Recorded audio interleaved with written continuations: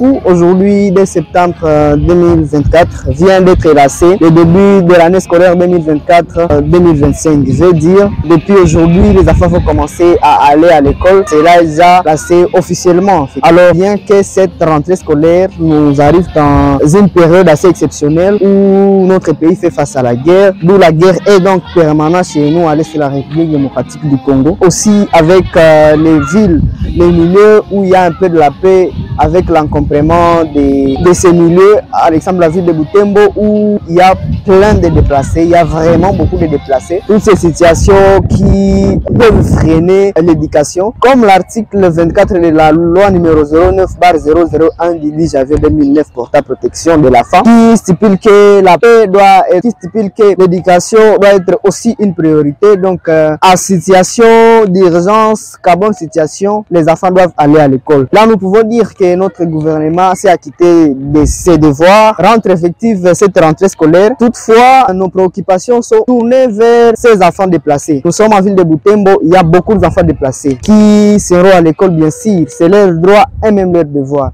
Bien qu'il y a gratuité à l'école primaire, il y a certains enfants, se référant des années passées, qui n'ont pas été à l'école parce qu'il manque seulement des uniformes, il manque des stylos, il manque des cahiers, il manque des stylos. Ce qui doit vraiment nous rappeler ici, nous interpeller. Premièrement, notre gouvernement qui a eu le courage de lancer officiellement cette rentrée scolaire, de voir dans quelle manière maintenant rentre effective, également en venant en aide ces enfants. Ces enfants ont besoin de fournitures scolaires. Donc nous sommes en train d'appeler à notre gouvernement qui a eu le courage de lancer cette année scolaire, de venir en aide ces enfants déplacés de la ville, non seulement de la ville de Butembo et partout ailleurs, qui ont besoin de ces fournitures scolaires à ce moment-ci. Nous devons rappeler que s'ils n'ont pas ces fournitures scolaires, bien qu'il y a la gratuité, ils ne vont pas étudier.